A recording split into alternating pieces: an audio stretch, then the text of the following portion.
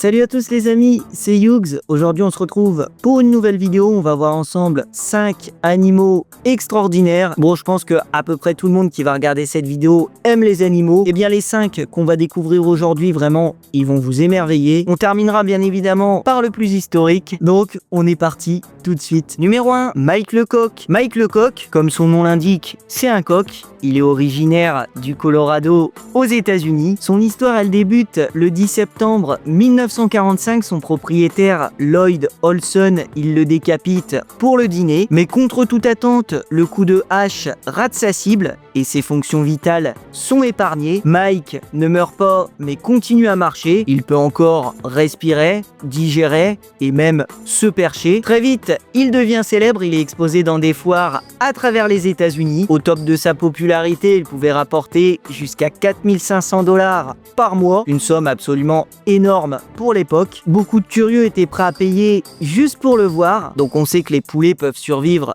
quelques minutes après une décapitation si jamais le tronc cérébral n'est pas endommagé. Et bien Mike, c'est le seul coq connu à l'heure actuelle qui a survécu aussi longtemps. Il a vécu 18 mois sans tête, c'est absolument fou. Et finalement, malheureusement, le 17 mars 1947, il est mort d'étouffement. Ses propriétaires avaient oublié de lui nettoyer la gorge. C'était essentiel à sa survie. Mike le coq, il reste célébré chaque année depuis 1999 dans sa ville d'origine, Fruita. Numéro 2, alors lui, vous le connaissez sûrement, Paul le poulpe. Paul le poulpe, il est né en 2008 en Angleterre et quelques temps après sa naissance, il a été transféré dans un aquarium en Allemagne. Alors son histoire, elle commence lors de l'Euro 2008. À ce moment-là, Paul, il a le choix entre deux boîtes qui contiennent de la nourriture et chacune des deux boîtes est décorée du drapeau d'un pays. Sa mission, s'il l'accepte, c'est de prédire l'issue des matchs de l'Allemagne. Pendant l'Euro, il réussit un 4/6 et en 2010, lors de la Coupe du Monde en Afrique du Sud, tout bascule. Il réalise un sans faute pour les 7 matchs de l'Allemagne et il prédit même la victoire de l'Espagne en finale face aux Pays-Bas. Du coup, son bilan total de prédiction, il est de 12/14 si on compte l'Euro 2008 et la Coupe du Monde 2010. Et depuis, aucune autre mascotte animale n'a fait mieux. Lors de la Coupe du Monde 2010, heureusement quand même qu'il n'a pas parié la victoire de la France parce que franchement, il aurait perdu toute crédibilité. Paul le poulpe, il est décédé en octobre 2010, quelques temps après la Coupe du Monde. Il avait 2 ans et demi. Donc je vous rassure, c'est l'âge moyen pour une pieuvre de son espèce. Numéro 3, alors lui, c'est mon favori. C'est un peu la petite pépite de la liste, Alex le perroquet. Alors on sait généralement que les perroquets arrivent à imiter les sons qu'ils entendent et ils peuvent même imiter des mots sans réellement les comprendre. Eh bien Alex, c'était un perroquet gris du Gabon. C'est les plus intelligents, ceux-là. Il est né en 1976 au Royaume-Uni et l'année suivante, il a été acheté par la psychologue américaine Irene Pepperberg. Elle recherchait un perroquet qui pouvait servir de modèle pour une expérience scientifique. Donc aussi étonnant que ça puisse paraître, Alex, il possédait un vocabulaire d'environ 150 mots, mais lui, il n'imitait pas juste les sons,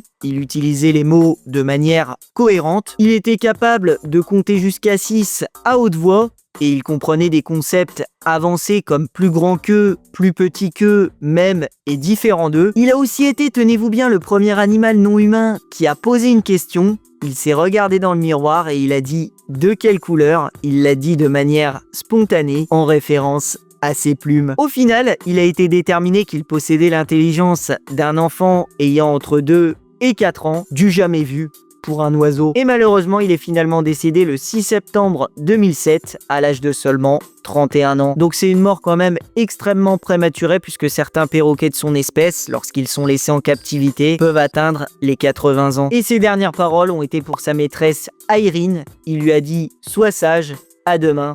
Je t'aime. Numéro 4, Oscar le chat. Oscar, c'est un chat, il est né en 2005. Tout petit, il a été adopté par un centre gériatrique de Providence qui se situe aux États-Unis. Alors si vous ne savez pas, un centre gériatrique, c'est un endroit où on s'occupe des personnes âgées. Oscar le chat, dans cet établissement, il aurait prédit la mort de plus de 100 résidents. Alors c'est assez glauque, c'est vrai. Il était décrit comme un chat assez discret et peu sociable avec les humains, mais par contre, dès qu'il sentait la mort d'un patient arriver, il sortait de sa cachette et il allait s'allonger sur son lit. Et à chaque fois qu'il s'allongeait sur le lit d'un patient, ce patient, il mourait généralement quelques heures plus tard. Pour vous dire, son intuition, elle était tellement précise que le personnel de l'hôpital, il téléphonait à la famille et ça permettait du coup aux enfants ou aux amis de venir dire adieu à la personne, donc il était quand même assez utile. En 2007, le docteur David Dossa, il a publié un article dans le New England Journal of Medicine et ça a rendu Oscar célèbre dans le monde entier. Et pour l'anecdote, il faut savoir qu'un jour, les soignants, ils ont voulu tester Oscar, ils l'ont placé sur le lit d'un patient